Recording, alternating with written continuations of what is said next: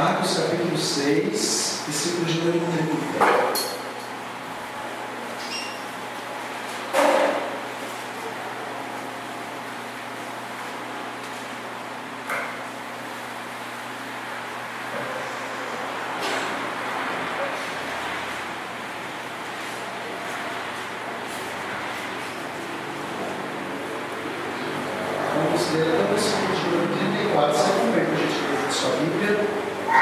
Diz assim a palavra: voltaram os apóstolos à presença de Jesus e lhe relatavam tudo quanto haviam feito e ensinado. E ele lhes disse: vinde repousar um pouco à parte no lugar deserto, porque eles não tinham tempo nem para comer, visto serem numerosos que iam e vinham. Então foram sós no barco para um lugar solitário. Muitos, porém, os viram partir e, reconhecendo-os, correram para lá, a pé, de todas as cidades, e chegaram antes deles.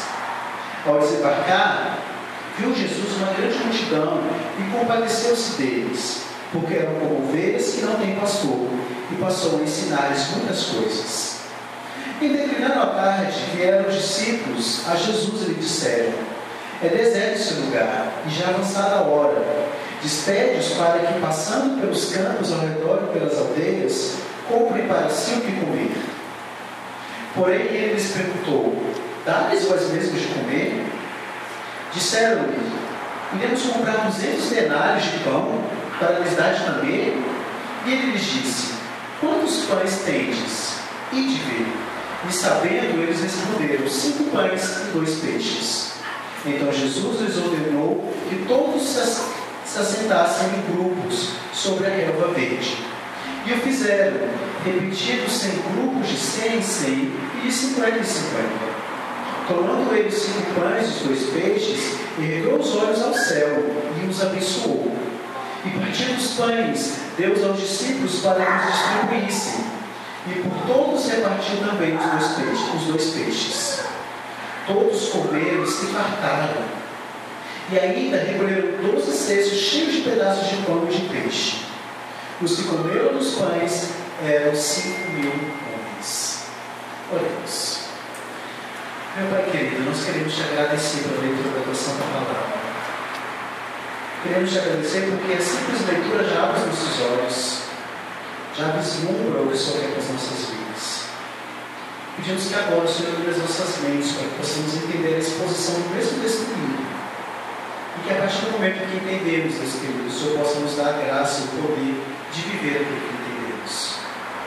Que o Senhor nos abençoe nesta noite e que o Senhor fale profundamente os nossos corações.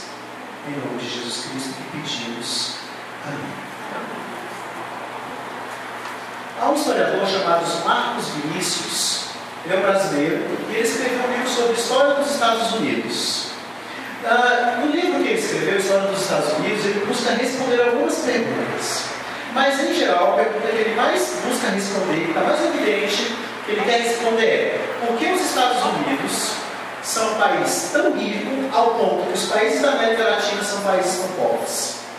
Por que os Estados Unidos se desenvolveu tanto, é uma nação tão poderosa, ao ponto que as demais nações da América Latina não conseguiram ter o mesmo desenvolvimento? E, segundo ele, algumas explicações fantasiosas começaram a surgir.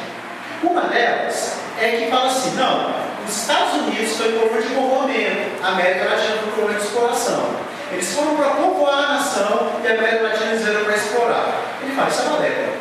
Isso por si só não explica o desenvolvimento de uma nação e não o desenvolvimento da outra. Uma outra explicação, que segundo Marcos Vinícius as pessoas tentam dar, é com relação à geografia. As pessoas falam assim: não, a geografia dos Estados Unidos é uma geografia de planícies, plano, tem muitos montes, muitas montanhas. A geografia, por exemplo, do Brasil é uma geografia mais difícil, com morros, com rios, com cachoeiras. Isso tudo impediu a ação dos exploradores, a ação dos colonizadores. Ele fala também que isso não é uma explicação muito convincente. Mas para ele, um fator determinante seria não esses 2 fatores, mas o fato, a postura colonizadora dos que colonizaram a América Latina e a postura colonizadora dos que colonizaram a América do Norte. Pensem numa coisa: Os colonizadores da América Latina tinham uma cosmovisão, uma forma de ver o mundo a partir da teologia católica. Os colonizadores da América do Norte tinham uma cosmovisão, uma forma de ver o mundo a partir da teologia reformada protestante. Ele fala, isso foi decisivo para o desenvolvimento de uma nação e não o desenvolvimento de outra. Mas por quê? Porque na cosmovisão católica, o trabalho tem uma ideia. Na cosmovisão reformada, o trabalho tem outra ideia. Para o pensamento católico, a Idade Média, por exemplo, a Igreja Católica desconfiou dos lucros, desconfiou do juro, desconfiou do sistema econômico em si. Para eles, demônios e riquezas eram coisas muito próximas. Já os protestantes não viam assim. Os protestantes reformados viam, principalmente os calvinistas, viam o trabalho como uma graça de Deus. Viam o trabalho como algo bom, positivo. E eles diziam o seguinte: nós temos que trabalhar com afinco, porque isso é graça de Deus. Isso é a forma que nós temos para glorificar a Deus, para demonstrar o nosso amor a Deus, trabalhando com afinco. Sim, acordando cedo. Sim, vindo mais tarde para casa. Ou sim, trabalhando muito no mesmo rural, seja onde for. Eles entendiam que trabalhar era a bênção de Deus. Na cosmovisão católica não. Trabalho com farda, com peso, é o mal necessário. Eu trabalho porque, afinal de contas, eu tenho que trabalhar porque eu tenho que sustentar a minha casa. Na cosmovisão reformada não há esse pensamento pragmático. O trabalho é bênção do Senhor. E eu glorifico a Deus com o meu trabalho.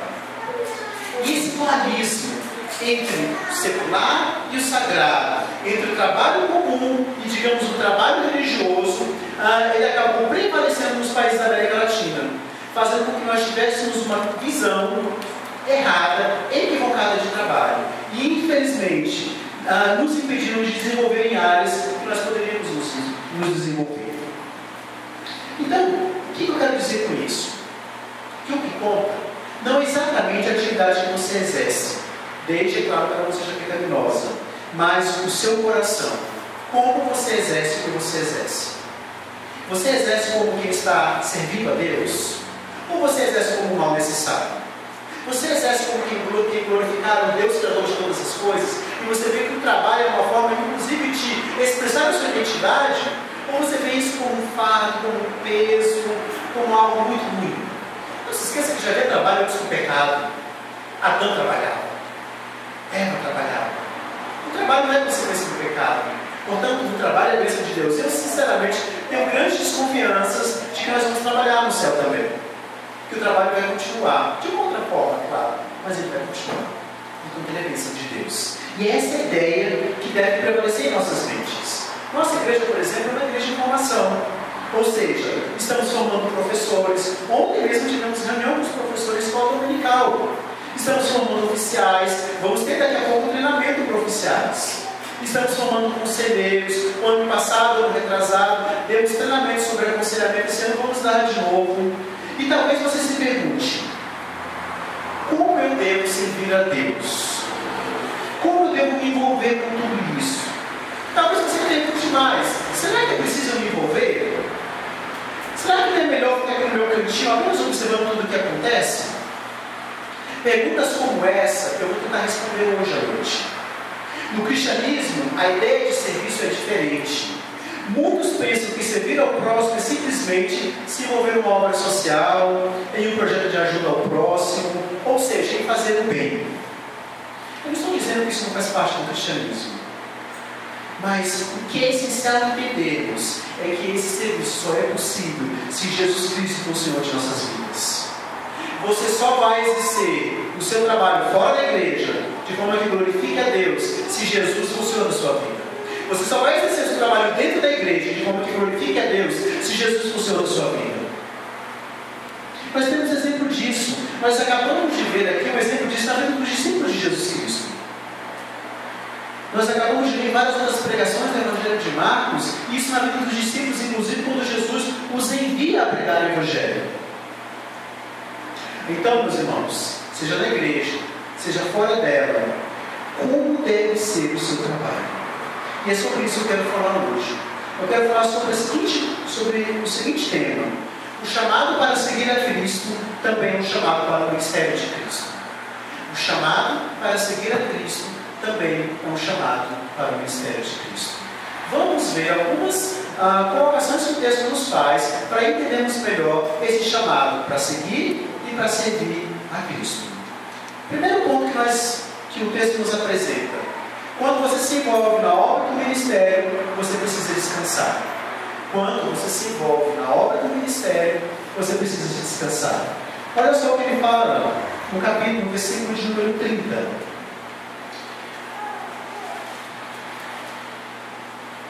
Versículo 30 e 31. Voltaram os apóstolos à presença de Jesus, e eles relataram tudo quanto haviam feito e ensinado.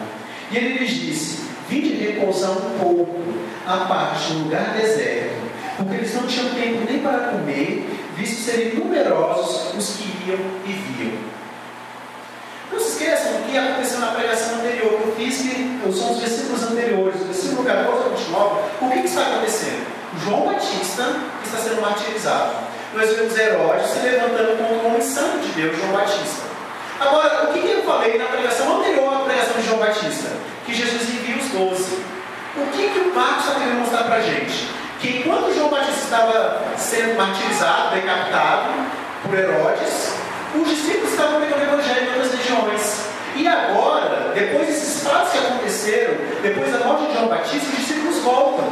E eles voltam animados, empolgados, felizes, porque Deus os usou. Eles pregaram, mas se converteram, eles curaram, expeliram demônios, fizeram coisas maravilhosas. Deus os usou. E o texto fala aqui no versículo 30, então, que eles voltaram à presença de Jesus e relataram tudo quanto tinham feito. Imagina a empolgação desses homens. E aí Jesus veio com uma proposta que eu fico imaginando que é um banho de água fria. Vamos descansar.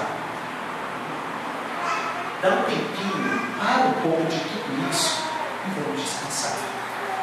Essa é a primeira proposta que Jesus faz aos 12 quando eles voltam. Descanso.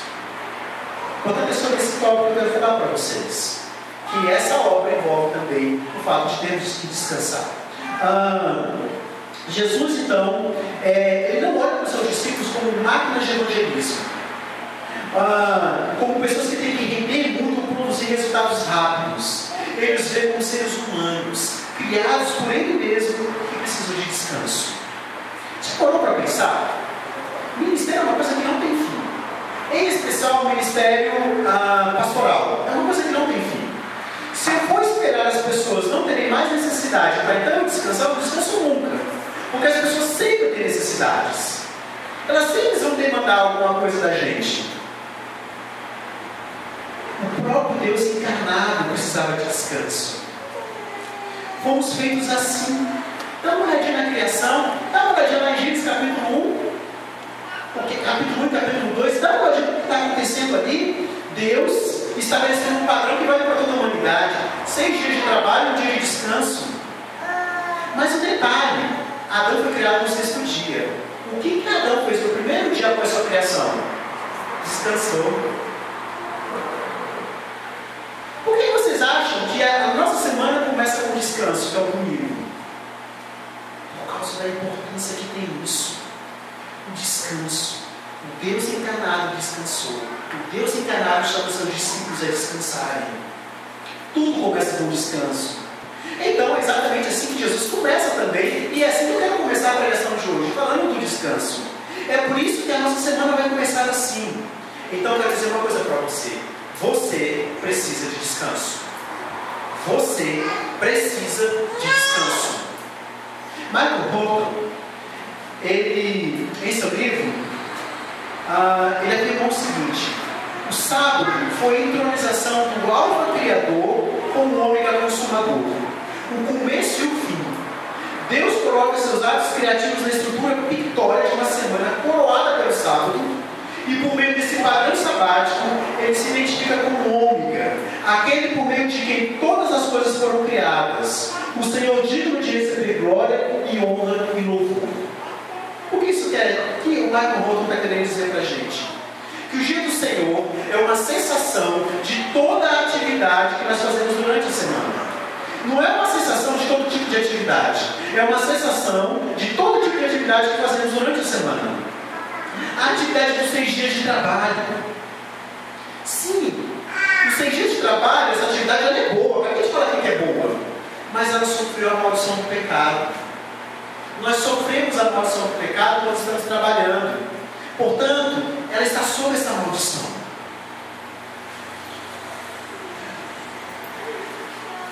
Deus não descansou porque estava cansado quando Ele criou o mundo.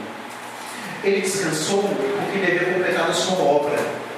E Ele ali representa um padrão de descanso estabelecido para toda a criação.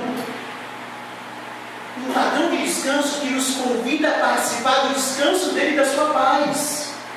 Portanto, o dia de descanso é para a criação aquilo que é adoração, ou seja, o culto é para a cultura.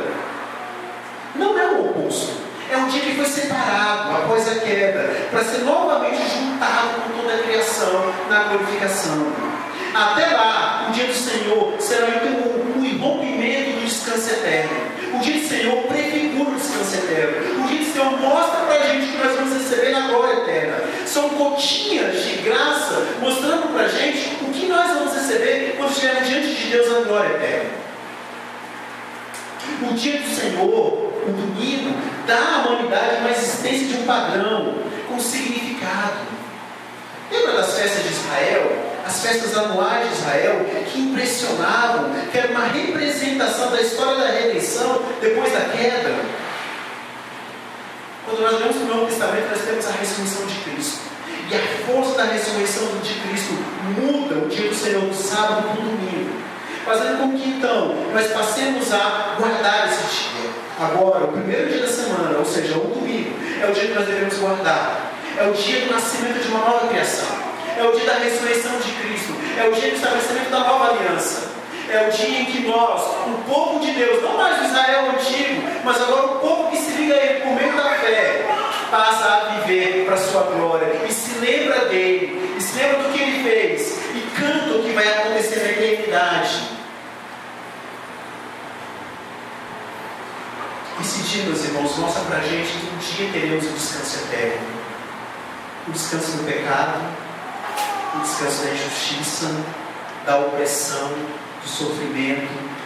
O domingo dá descanso à terra, o domingo dá descanso aos animais, aos empregados, aos empregadores, às suas famílias. O domingo antecipa o fim do tempo de utilização desse mundo natural e o começo do gozo deste mundo natural.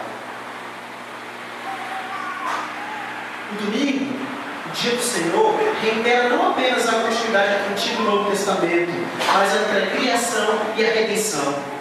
O dia de descanso é uma festa comemorativa de herança da nova criação. Nós somos o povo recriado para Deus, para a glória dele. Nós somos o povo enxertado.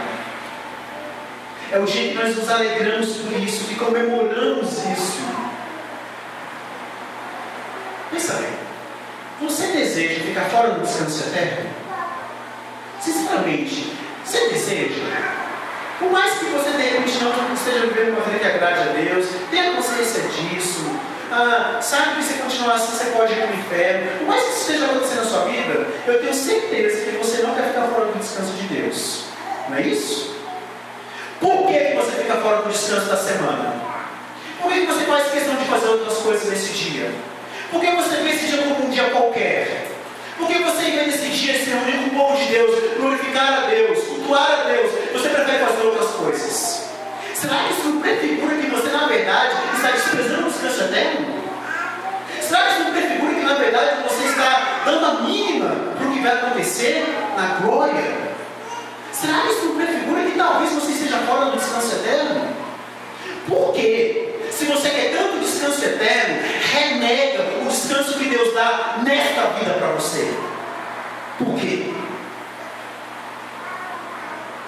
Esse é o dia, meus irmãos, que nós somos chamados para descansar da escravidão do consumismo. É um dia para ir ao shopping fazer compras, pelo amor de Deus. É um dia para você descansar disso. Não é um dia para você se embrenhar no trabalho, querer ganhar um pouquinho a mais. É o dia para você descansar da ganância do seu coração. É o dia para você descansar da ambição do seu coração. Não é o dia para você ficar no salão, arrumando cabelo, fazendo maquiagem, unha, etc. É o dia para você descansar do desejo de autoafirmação que sua alma tanto quer. crê que Deus supre as suas necessidades. Lembra que essa questão foi levantada no deserto? Quando Deus providenciou um maná para uma geração incrédula, e o Deus falou assim: olha, vocês vão recolher o que eu mandar durante 6 dias, mas no 7º dia vocês não vão ficar com aquilo que já recolheram, vocês não vão recolher nada. Só que a ambição do coração do povo, a falta de fé em Deus, a falta de confiança em Deus, fez com que eles, no dia que os seus espíritos descansarem, se envolvessem também com o recolhimento do alimento. Eles não confiaram em Deus. O mesmo acontece quando você não confia que Deus vai te prover e lança a mão no dia do Senhor para trabalhar para ganhar um trocado a mais. O mesmo acontece quando você não confia na providência de Deus e lança a mão nesse dia para fazer uma outra coisa, porque o seu coração ambicioso e ganancioso está desejando isso. O povo violou o mandamento de Deus, saiu no sábado para colher o maná, achando que Deus havia providenciado, que o que Deus havia providenciado nos demais dias não era suficiente. Foram incrédulos, mas também foram gananciosos.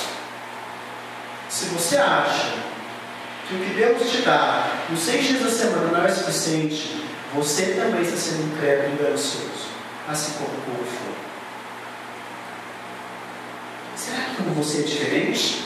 Será que você também tem muita facilidade para trocar a participação no pacto pelo amor ao mundo? Será que você não tem submetido o domingo a esse mundo passageiro, em vez de submetê-lo à era vindoura? Eu me admiro que muitos filhos de pais evangélicos sabem menos verdades bíblicas do que filhos de incrédulos.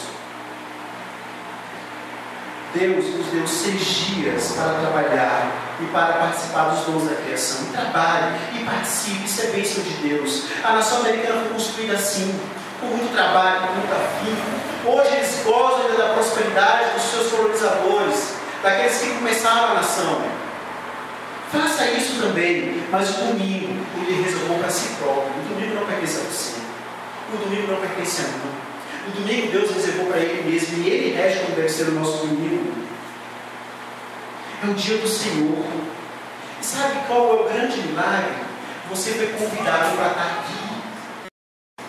Você foi convidado para estar aqui como o povo do pacto, o povo da aliança, cultuando esse Deus. Por que você renega esse dia? Por que você faz esse dia como se ele fosse seu? Por que você não descansa das obras dos 6 dias? Por quê? Você não percebe que com isso você está negando o próprio Deus? Você não percebe que com isso você está negando o descanso eterno? Você não percebe que com isso você está negando a providência de Deus? Você não percebe que com isso você está negando que Deus vai cuidar de você? Você não percebe que com isso você está alimentando a ambição, a ganância do seu próprio coração?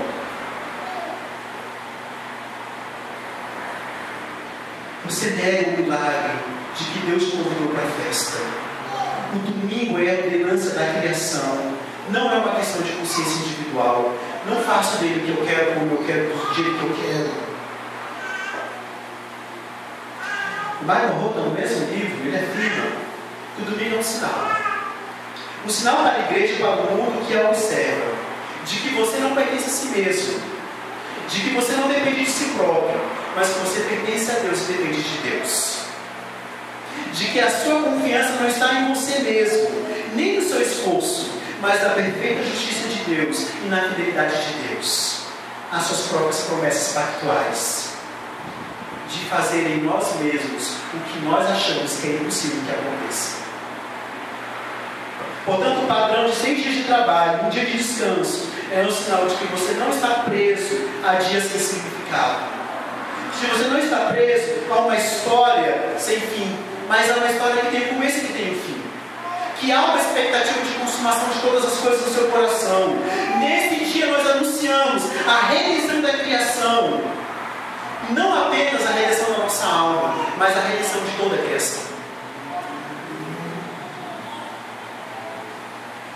Ele ainda afirma que o domingo é como uma bandeira plantada no meio de uma praça pública, em que nós, igreja, nos reunimos para protestar contra o estilo de vida desse mundo.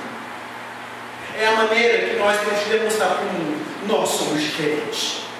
Nós não fazemos o que todo mundo faz, porque esse dia não é nosso, é do Senhor. Nós agimos como Ele quer que hajamos. Esse é o dia que nós descansamos os 6 dias, porque o nosso Deus descansou. Esse é o dia que nós gozamos daquilo que prefigura o gozo eterno, o descanso eterno. Esse é um dia que nós sentimos o povo que vamos experimentar no céu. Esse é um dia em que nós nos reunimos como povo pactual, o povo da aliança, para amar, para adorar, para servir ao Deus pactual, ao Deus da aliança. Mas há mais um detalhe com relação ao dia de descanso, ao domingo. É também o santo remédio para o orgulho. Na verdade, o orgulho da gente se alimenta de qualquer coisa, né? E o seu orgulho se alimenta do seu trabalho, seja ele na igreja, seja ele fora da igreja.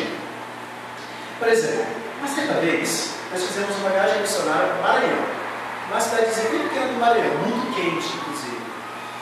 E algumas pessoas queriam ir para São Luís, para passar um dia ou 2 dias ali na praia.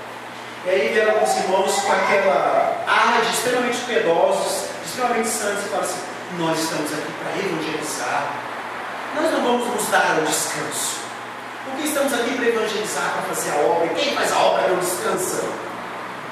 Que coisa mais piedosa! Como assim quem faz a obra não descansa? Qual é o problema de você fazer uma viagem missionária e tirar um dia para ir para a praia? Qual é o problema de fazer uma viagem missionária e tirar um dia para conhecer a cidade, para ir para pontos turísticos como uma forma de descanso? O próprio Senhor Jesus Cristo fala isso com os discípulos quando eles vêm da jornada, quando ele vem das missões, ele fala: vamos descansar. E o texto fala assim: olha, vinde repousar um pouco à parte, num lugar deserto. E o texto fala: porque eles não tinham tempo nem para comer, visto serem numerosos que iam e vinham. E muitas vezes a gente se alimenta desse orgulho, né? Olha como eu trabalho muito na igreja, eu nem descanso. Olha como eu faço muita obra de Deus, eu nem descanso.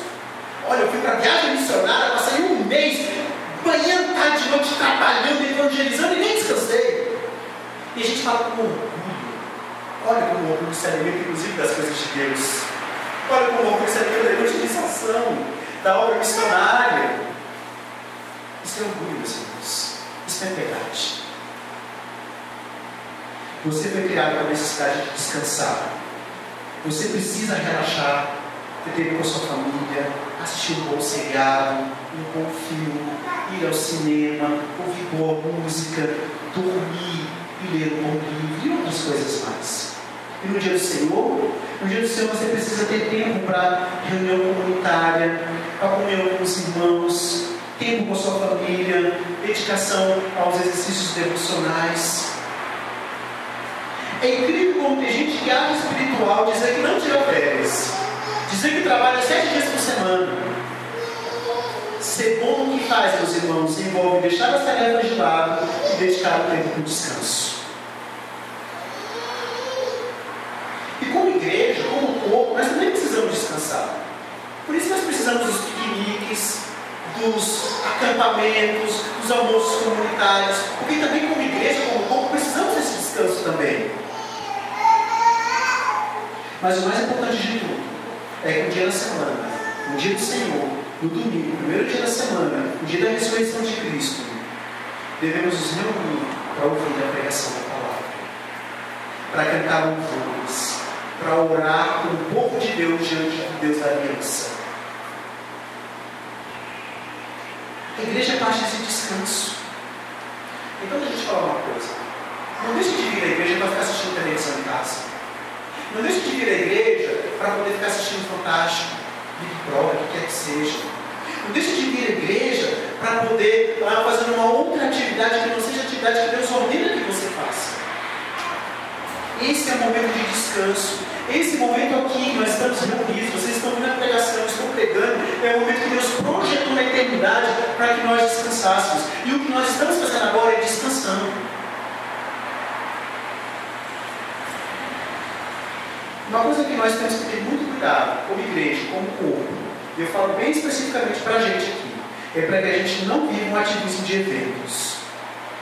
Nós, presta atenção no que eu estou falando, presta atenção, olha para mim. Nós só iremos sobreviver como igreja se tivermos tempo para descansar. Deixa eu falar uma coisa em relação a mim. Eu só vou sobreviver como pastor de vocês se eu tiver tempo para descansar. Só assim nós vamos sobreviver. Caso contrário, nós podemos até crescer. Podemos até aos olhos do mundo estarmos sobrevivendo e estarmos bem. Mas aos olhos de Deus nós estaremos. Deus nos projetou individualmente e como povo para descansarmos. Mas um detalhe: quando você encarar suas próprias fraquezas e confusões da igreja, o que proporciona descanso ao seu coração? Não deve ser a glória de Deus? E essa glória deve dar o que para você? Descanso. É o conhecimento de que não há nada mais difícil, não há nada difícil demais para Deus, para o Deus a quem você serve. Quando eu entendo o seguinte: eu tenho uma grande obstáculo na minha frente, eu tenho uma grande missão, mas eu descanso no Deus a quem eu sirvo, isso relaxa o meu coração. Pelo menos deveria. Isso não me deixa ficar ansioso, perturbado com o amanhã. É aprender com Abraão, que é aquele que faz todas as coisas e que Deus fez aquelas promessas para Abraão, é fiel a nós como ele foi fiel a Abraão. Pode parecer que existem muitas razões para você ficar ansioso, mas não permita que o seu coração seja capturado por essas emoções e pelo meio da ansiedade. Porque Deus, o Deus da glória inestimável, te envia a seguinte promessa: eu serei contigo. Eu sou com você. Confia em mim, descansa em mim. Eu cuido de você. Você não precisa fazer jogadas com você mesmo. Você não precisa minimizar a realidade para se sentir bem. Porque Ele tem invalidado, tem invadido a sua experiência de vida com a própria glória dEle. Então, você pode descansar na ruína entre o já e o ainda não. Descanso. É a primeira lição que o texto nos dá. Descanso. Segunda lição que o texto nos dá: quando você se envolve na obra do ministério, você precisa ter compaixão. Quando você se envolve na obra do ministério, você precisa ter compaixão. Versículo 34, olha comigo na sua Bíblia. Ao desembarcar, viu Jesus uma grande multidão e compadeceu-se deles, porque eram como ovelhas que não têm pastor, e passou a ensinar-lhes muitas coisas.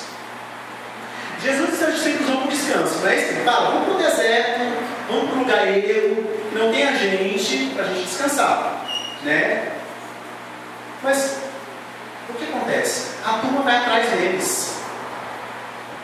O pessoal não dá descanso para Jesus. Aonde ele vai, a turma vai atrás. Aonde os apóstolos vão, a turma vai atrás. Agora imagina isso acontecendo com você, né? Imagina o seguinte: você é um pastor, um professor de escola dominical, um presbítero, um diácono da igreja. E você trabalha muito, aconselha, prega, ensina, faz muitas coisas na igreja. Aí você fala assim: agora eu vou tirar um final de semana de descanso para a minha família. Vou uma sexta-feira para um hotel fazenda e vou voltar no sábado. Aí você vai, prepara tudo, você planeja assim a rotina, dormir até tal horas. Eu vou comer lá no restaurante da coisa, vou tomar banho na piscina, vou visitar nas cachoeiras por perto. Você planeja todos aqueles 2 dias de descanso. Aí você chega na sexta-feira à noite, dorme. Quando você acorda, vai tomar café, com quem você está de cara? Toda a igreja está no café da manhã. Surpresa! O que você faria? Ficaria zangado? Se esconderia? Irado? Frustrado? O que você faria? Nós temos que fazer o que Jesus fez. Jesus teve compaixão com aquelas pessoas. Eles estavam cansados. Se refugiaram para poder ter descanso. Mas as pessoas foram atrás.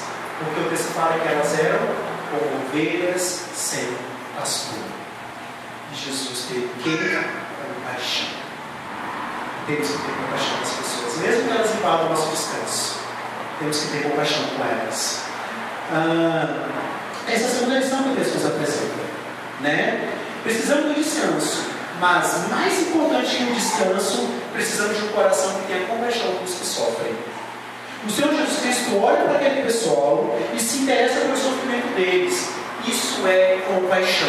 Ele se compadece daquelas pessoas. O que é se compadecer? É uma dor interior que leva você a agir para aliviar a dor do próximo. Você sente a dor dele, mas não fica só nisso. Você age para ajudá-lo a aliviar a sua própria dor. Essas pessoas eram como ovelhas sem pastor, perdidos, desprotegidos. Portanto, nossa chamada é para fazer o mesmo, meus irmãos. Olhar para o sofrimento do próximo com compaixão. Quando você serve com compaixão, você entra em guerra com a sua própria natureza. Sabe por quê? Porque a sua natureza fala assim: eu quero ser servido. E Deus fala: você tem que servir. Você entra numa guerra interior, numa guerra contra a própria tendência do coração. Você no dia a dia tem o privilégio de tornar visível Deus invisível para pessoas aflitas, ao demonstrar compaixão por elas. Então, ter compaixão envolve demonstrar interesse pelo bem-estar dessa pessoa, mesmo que você seja incapaz de resolver os problemas da pessoa. Sabe uma coisa? Sabe que geralmente, quando nós perdemos o nosso filho, a gente percebeu uma coisa. Algumas pessoas viravam assim para a gente e falavam assim: chora não, fica assim não, e tal, né? Sabe uma coisa que a gente percebeu? É que essas pessoas, elas não queriam nos consolar. Elas queriam se livrar do problema. Tem gente sofrendo na minha frente, é muito chato. Tem gente chorando diante de mim e eu não quero lidar com isso. Eu quero que essa pessoa pare de chorar porque me incomoda. Eu não sei o que fazer, eu não sei como agir. Me incomoda isso. Você percebeu que a gente é assim? A gente se incomoda quando as pessoas começam a chorar na nossa frente. E a gente fala assim: não posso resolver esse problema, o que eu faço? Aí é melhor dizer assim: para de chorar, né? Porque você acaba, pelo menos aparentemente, acaba com o meu problema, que é ter que lidar com o seu choro. Eu sei que nós somos inclinados a consertar coisas. E precisamos ficar alerta. Tome cuidado para as pessoas não acharem que você as vê como um projeto. Como um projeto que precisa ser consertado. Não é essa a ideia. Uma coisa que eu percebi no aconselhamento é que sabe o que faz diferença? Não é o que eu digo, não é estratégia de mudança, não é conhecer profundamente o problema da pessoa e saber profundamente o que a ajudará a lidar com o seu problema. O que mais tem falado ao coração das pessoas e tem ajudado as pessoas é simplesmente estar disponível para elas. É ter um tempo para ouvi-las, é ter um tempo para ler a Bíblia para elas, é ter um tempo para orar com elas. Esse movimento, mesmo que às vezes eu não saiba o que dizer, mesmo que às vezes o problema seja insolúvel, mesmo que não tenha condição de resolver aquele problema, só o fato de a pessoa ver que você está se dedicando a ela e de alguma maneira você não simplesmente abriu um projeto que quer acabar com o problema e partir para o próximo, isso já fala profundamente o coração da pessoa. Portanto, seja mais comprometido com o bem-estar das pessoas do que em resolver o problema das pessoas. As duas coisas não são exatamente iguais. Nem sempre eu resolver um problema é dar bem-estar para a pessoa. Por que vocês acham que, por exemplo, aqui na igreja, nós estamos com tanta dificuldade para ter candidatos ao diaconato? Porque, sinceramente, homens, a maioria de vocês dessa igreja querem ser servidos, não querem servir. Quanto mais você servir, mais compaixão você terá. Eu tinha uma dificuldade muito grande de fazer visitas hospitalares. Por causa disso. Lidar com o sofrimento é chato. É complicado. Às vezes a pessoa está com câncer terminal. Não tem como resolver o problema dela. Né? Às vezes a pessoa está numa UTI que ela nem fala. Ela está em um estado que eu não sei se ela está me ouvindo, eu não sei se ela está de alguma maneira entendendo o que eu falo. Então isso era uma coisa que me incomodava fazer isso no hospital. Eu ia empurrar. Eu não ia com vontade, eu ia empurrar. Mas alguma coisa acontecia ali, alguma coisa não, né? A graça de Deus acontecia de tal maneira no meu coração, que quando eu apertava, por exemplo, se eu era um lugar onde elevador de escadas, quando eu pisava no primeiro degrau, meu coração estava endurecido. Quando eu saía do último degrau das escadas para ir para o quarto da pessoa, meu coração já estava aberto. Quando eu apertava o botão para entrar no elevador, meu coração estava endurecido. Quando eu saía do elevador, meu coração já estava aberto. E que depois que eu saía da visita, meu coração estava muito mais quebrantado do que antes. Com muito mais compaixão, muito mais transformado, muito mais buscando servir do que ser servido. Portanto, não fique esperando você sentir vontade de servir para servir. Serve. serve. Jesus aqui não está dando uma opção para os seus apóstolos. Ele está dizendo assim: você tem que ter compaixão dessas pessoas. Ele teve compaixão e ele quer que eles o imitem. Nós temos que ter compaixão, mesmo que não tenhamos o sentimento, o desejo de ter compaixão. Porque a compaixão envolve mais o ato, a atitude, do que necessariamente o sentimento. Se você não tem um coração compassivo, é porque você ainda não entendeu quem você é em Cristo Jesus. Você consegue enxergar na realidade de quem você era antes de conhecer a Cristo? Você era uma ovelha sem pastor, perdido na vida. A graça te alcançou. Ele teve compaixão de você. Como você agora não tem compaixão do próximo, dos que sofrem, dos que incomodam o seu descanso? Só quando você de fato enxergar quem você era e o que você é hoje, que você conseguirá ter compaixão daqueles que sofrem.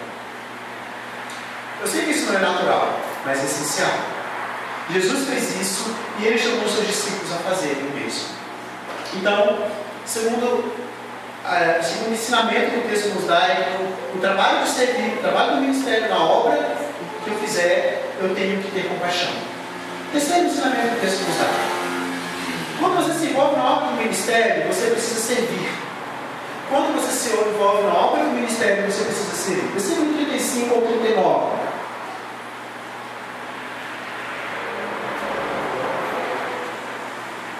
Em declinando a tarde, veio os discípulos a Jesus e lhe disseram: é deserto esse lugar, e já avançada a hora, doidos para se livrarem do problema, né? Despede-os para que, passando pelos campos ao redor e pelas aldeias, comprem para si o que comer. Porém, ele lhes respondeu: dá-lhes vós mesmo de comer. Disseram: iremos comprar 200 denários de pão para lhes dar de comer? E ele lhes disse: quantos pães tendes? Ide ver. E sabendo eles, responderam: 5 pães e 2 peixes. Os discípulos começaram a ficar preocupados. Quem é verdade de comer esse pessoal todo? O finalzinho do texto fala que comeram 5.000 homens. Muita gente. Quem é verdade de comer esse pessoal todo? Né? Nós estamos longe da cidade. Eles se lembram disso? Nessa época, lugar estava longe da cidade. Não tinham de comprar alimento. Eu não sei se os discípulos estavam de fato preocupados com a multidão ou queriam apenas se livrar do problema. Eu desconfio que eles queriam só se livrar do problema. Então a situação era complicada. Eles estavam em um lugar deserto, que não tinha alimento, e mais ainda, eles não tinham dinheiro para comprar alimento. O texto fala que eles disseram que eram necessários 200 denários para alimentar aquela população. 200 denários, um denário correspondia a um dia de trabalho. 200 denários eram 200 dias de trabalho. Salários de muitos meses para poder alimentar aquela população. Ou seja, eles não tinham esse dinheiro. O que eles tinham? 5 pães e 2 peixes. Agora vamos olhar para essa passagem de uma maneira mais profunda. De um lado nós temos quem? O Senhor do Universo. O Senhor que deve ser adorado e servido. O Senhor que deve ser glorificado, Jesus Cristo. Do outro lado nós temos quem? Uma multidão faminta. Uma multidão criada para adorar o Rei do Universo. Presta atenção. Quem serve? Jesus. O Rei do Universo é quem serve. Não é a multidão que serve Jesus. É Jesus que serve a multidão. Sabe por quê? Porque Ele é Deus serve. Jesus é o Deus serve. Ele serve o seu povo. Isso acontece aqui, isso acontece na Bíblia inteira. Ele se entrega pelo seu povo. Ele entrega a sua vida, ele entrega o seu tempo, as suas energias ao seu povo. Isso não é comum. Sabe por quê? Porque os reis querem ser servidos. Não é isso que nós vemos os nossos governantes? Eles querem ser servidos, eles não querem servir. Mas Jesus é diferente. Ele mostra para a gente aqui que o seu reino funciona diferente. Gente, é assim que a igreja tem que funcionar. Nós somos discípulos do Deus servo. O que discípulos do Deus servo fazem? Servem. Eu sou chamado para servir. Eu sou chamado para servir. nós somos chamados para servir. Você tem que servir ao seu próximo. É isso que os discípulos de Deus servem fazem. Lembra-se, aquele que quer ser grande deve quê? Servir. O próprio Jesus fala isso. Aqui nós temos literalmente a aplicação do Salmo 23. O que acontece no Salmo 23? As ovelhas estão sendo colocadas pelo seu pastor em pastos verdejantes. Nós temos aqui as ovelhas sentadas em pastos sentadas, e o seu pastor indo a elas cuidar delas, servindo-lhes, dando-lhes o alimento. Ele é o Deus sábio. Ele é o Deus que cuida. Agora, como é triste ver o oposto acontecendo no mundo do Evangelho? Pastores querendo ser servidos ao invés de servir suas ovelhas. E muitos que servem pensando num dia em que poderão ser servidos. Jesus envolve os discípulos no serviço. O que ele fala com os discípulos? Os discípulos vão com um problema, né? Senhor, tem uma multidão aqui, não tem dinheiro, não tem onde comprar comida. O que a gente faz? O que ele fala? Dê a eles de comer. Jesus, ele fala com os discípulos: sirvam essa multidão. Deus grandioso, Deus onipresente, ele não precisa do seu serviço, mas ele quer que você sirva. Deixa eu te falar, sabe por que ele quer que você sirva? Porque quanto mais você servir, mais você será parecido com Jesus Cristo. Porque ele serviu. Não é esse o grande alvo do Evangelho? Não é esse o grande projeto de Deus? Nos tornar a imagem do Senhor Jesus Cristo. Portanto, quanto mais eu sirvo, mais parecido com Cristo eu é. Os discípulos, o que eles fizeram? Organizaram o pessoal em grupos, serviram a comida, e não é à toa que sobram 12 cestos, porque eram 12 discípulos, um cesto para cada discípulo carregar. Ou seja, a ideia é servir. Você é chamado para servir, mesmo que você não tenha compaixão, sirva. Você não precisa sentir compaixão para servir, você precisa entender o Evangelho para servir. Sirva. A compaixão virá com o tempo. Sirva. A nossa atitude muda o nosso sentimento, não o contrário. Então, mesmo que você não sinta essa vontade de servir, sirva. Porque a Bíblia não nos ensina a fazer o que nós temos vontade de fazer. Ela nos ensina a fazer o que Deus manda que façamos. Não é assim que acontece com você? Fala com toda sinceridade. Você acorda todos os dias, você está com vontade de trabalhar? Mas você vai trabalhar, não vai? O que está acontecendo? Você está fazendo algo contrário ao seu sentimento. O que com relação ao Evangelho? Com relação à obra de Deus, ao chamado de Deus é diferente.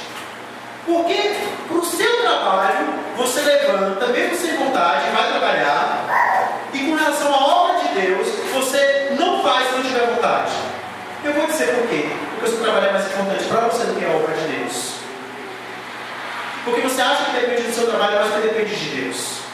Porque os seus olhos são gananciosos e ambiciosos. E você acha que o seu trabalho é que vai te sustentar, e não Deus verdadeiro. Essa é a questão.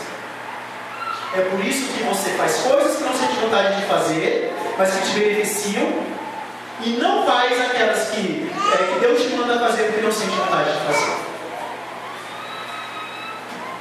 Maridos, esposas, vocês devem amar os seus cônjuges e servi-los, mesmo que eventualmente não sintam vontade. Você deve vir na igreja e servir na igreja, mesmo que não sinta vontade. Sirva, mesmo sem vontade. A Bíblia nos chama a ação e não ao sentimento. Não espere sentir a vontade, faça independentemente dos sentimentos.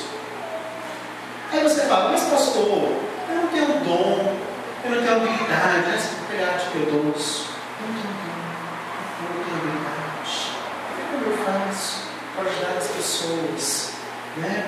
Pensa bem, o que Jesus fez? Ele pegou 5 pães e 2 peixes, que eram nada para aquela multidão. O lanche que talvez a mãe de uma criancinha tinha dado para ele levar para comer naquele momento ali. Por quê? Jesus é especialista em fazer essas coisas. Ele é especialista em transformar o que é pequeno em grande. Ele é especialista em transformar em nada tudo. Pensa bem, ele pega os 5 pães, 2 peixes, que é nada para aquela multidão, e transforma em alimento para todas aquelas pessoas. Todos vocês têm coisas dadas por Deus que são boas. E muitas vezes você acha que não deve servir porque não tem nada a oferecer. Como assim? Você foi criado à imagem de Deus. Você foi criado de forma assombrosamente maravilhosa. Como assim você não tem nada? Nem talento, nem um dom para servir ao próximo. Deixa eu te falar, isso não é humildade. Humildade não é negar os seus dons e habilidades. Humildade é utilizá-los de forma que Deus seja glorificado. Mesmo que você tenha apenas um pouquinho de pão e peixe, você pode servir ao próximo. Deus utiliza o pouco que você tem para que você vá adiante. Deus utiliza o pouco que você tem para que você faça coisas grandes. Use o seu dom com fidelidade. É isso que importa. Então não se esqueça. Tudo que você fizer deve ser motivado para a glória de Deus. A fama dele deve se tornar conhecida. Esse é o alvo. Fazer tudo em submissão ao senhorio do Senhor. Mas sabe o que pode acontecer com você quando você começar a servir dentro ou fora da igreja? Você pode se deixar seduzir pelo tesouro da boa reputação diante das pessoas. Seu coração começa a ser capturado pelo desejo de ser estimado pelas pessoas, pelo frenesi de ser necessário, pelo engano de ser distinguido no meio da multidão, pela glória de estar no controle e o poder de estar sempre certo. E se torna difícil para você admitir quando está errado. E se torna difícil para você se submeter a um conselho do outro. E se torna difícil você entregar o controle.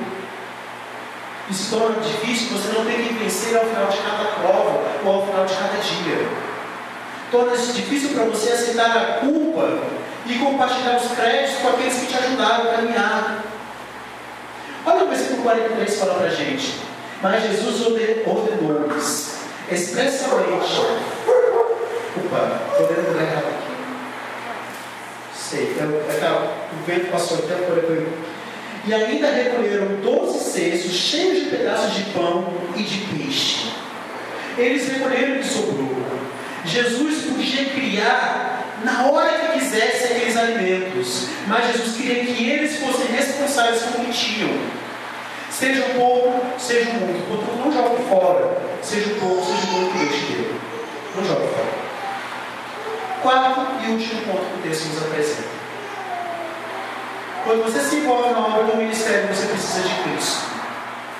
Quando você se envolve na obra do ministério, você precisa de Cristo. Versículo 39. Olha aí na sua Bíblia comigo. Então Jesus lhes ordenou que todos se assentassem em grupos sobre a relva verde.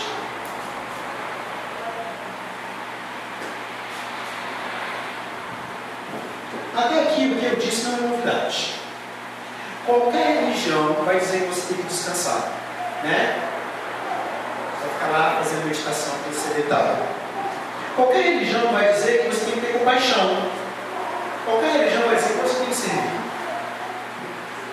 Então, se terminássemos aqui, nós teríamos apenas uma mensagem completamente legalista, que qualquer de vocês poderia desenvolver. Sinceramente, vocês podem desenvolver essas coisas. Mas a diferença do Evangelho é que sem Jesus, tudo isso é vazio. Sem Jesus, a compaixão é vazia. Sem Jesus, servir é vazio. Sem Jesus, descansar é vazio. Porque Ele é a razão do descanso.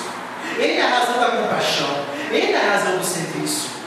O falso evangelho do liberalismo ensina que compaixão e serviço são tudo o que precisamos. E que Jesus é irrelevante. A grande questão que temos aqui não é simplesmente compartilhar ou ver a necessidade do outro.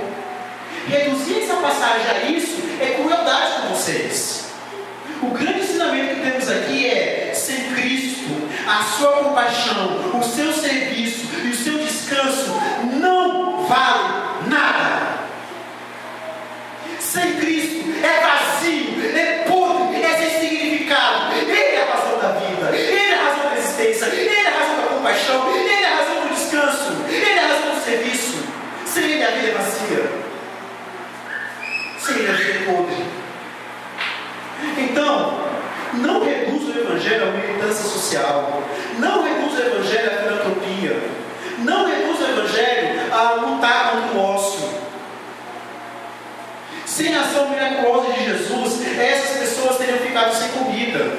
Foi Ele que deu a ordem. Foi Ele que fez o milagre. Foi Ele que fez tudo aquilo acontecer.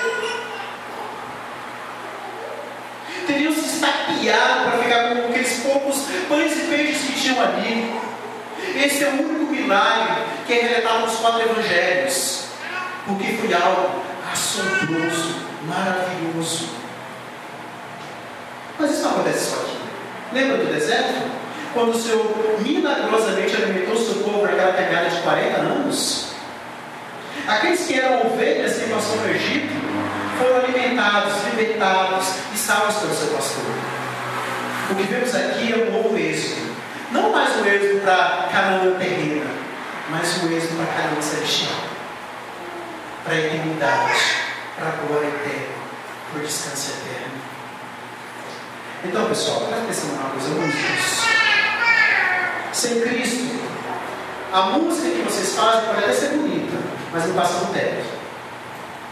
Professor de escola dominical, sem Cristo, o talento, a habilidade de vocês pode encantar crianças, encantar pessoas, mas não é nada. Presbíteros, ou futuros presbíteros dessa igreja, sem Cristo, o pastoreio de vocês é vazio e sem significado. Diáconos ou futuros diáconos dessa igreja, sem Cristo, o serviço de vocês torna-se apenas assistência social ou um trabalho administrativo. Você nunca pode se desconectar da cabeça de Cristo. Sem Cristo, serviço e ministério são apenas maneiras de encher o peito de orgulho e dizer que servimos. O Tripp nos alerta para isso. Ele nos alerta para alguns perigos que nós corremos quando fazemos a obra sem Cristo. Quando de alguma maneira fazemos a obra sem nos submeter a Cristo. E ele fala: o primeiro perigo que vocês têm quando fazem isso é permitir que o seu trabalho defina a sua identidade. Antes de mais nada, você tem que se pensar como filho de Deus. E o filho de Deus precisa de graça diária. Nunca se esqueça, o seu cristianismo é um relacionamento. Não se contente então com uma vida devocional inexistente. Não se contente de viver fora do corpo de Cristo ou acima do corpo de Cristo. Eu agora sou desigrejado, não preciso de igreja, estou acima do corpo de Cristo. Receba bem a confrontação amorosa dos seus líderes. Sejam humildes e pacientes com suas famílias. Não se coloque numa categoria espiritual que não existe, de quem acha que já chegou onde deve chegar. Quem sabe não é por isso que você é tão paciente e crítico com o outro. Então, primeiro, não defina que o seu trabalho na igreja ou fora dele defina a sua identidade. Não permita. O seu trabalho na igreja ou fora dela defina a sua identidade. Segundo perigo que ele coloca para a gente: não deixe que o seu conhecimento bíblico teológico defina a sua maturidade. Maturidade bíblica não é a mesma coisa que precisão teológica.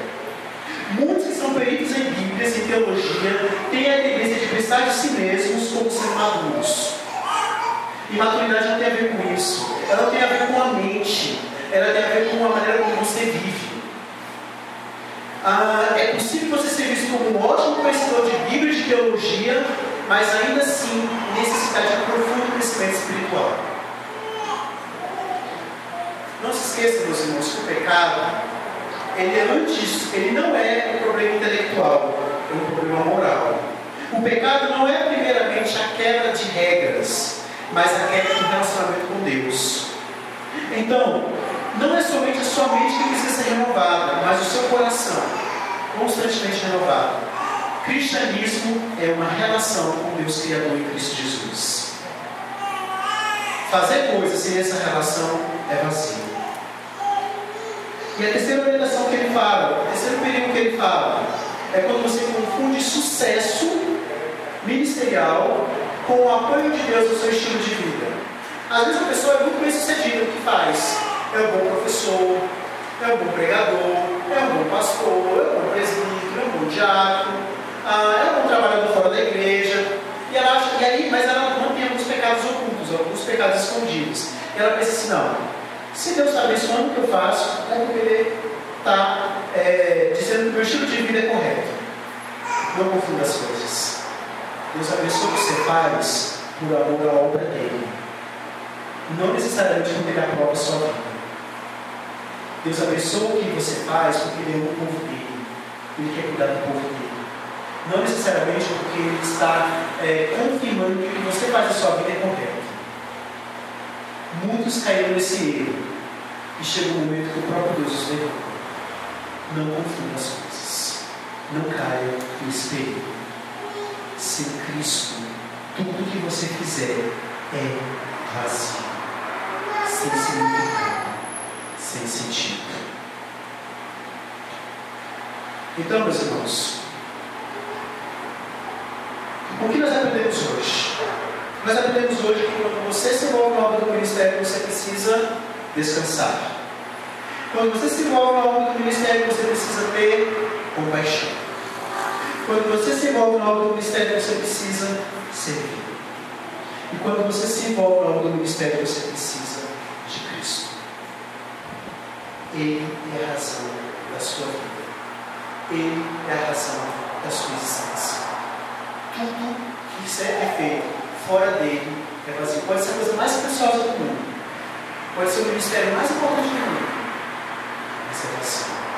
Portanto, o que eu quero que você reflita nessa noite é: como está a sua vida? Você reconhece que precisa de Cristo? Você reconhece realmente que as obras de sua mão têm sido vazias, mesmo que bem-sucedidas? Você reconhece que você precisa estar ligado, alicerçado ao Senhor Jesus Cristo? E mais ainda, se você reconhece, você tem vivido assim? Você tem orado? Tem lido as Escrituras? Tem tido vida devocional? Como você tem vivido o dia do Senhor? Como tem sido o seu descanso no trabalho da semana? Você descansa quando está aqui? Ou você fica para lá e para cá, para lá e para cá, porque não consegue descansar? Ou você fica pensando nas contas de amanhã? Ou você fica preocupado com o que aconteceu ontem? Você está descansando? Você está confiando? Você realmente está preocupado com a glória de Deus e com o seu bem-estar? Que Deus nos dê graça para entender e viver isso. Glória a Deus.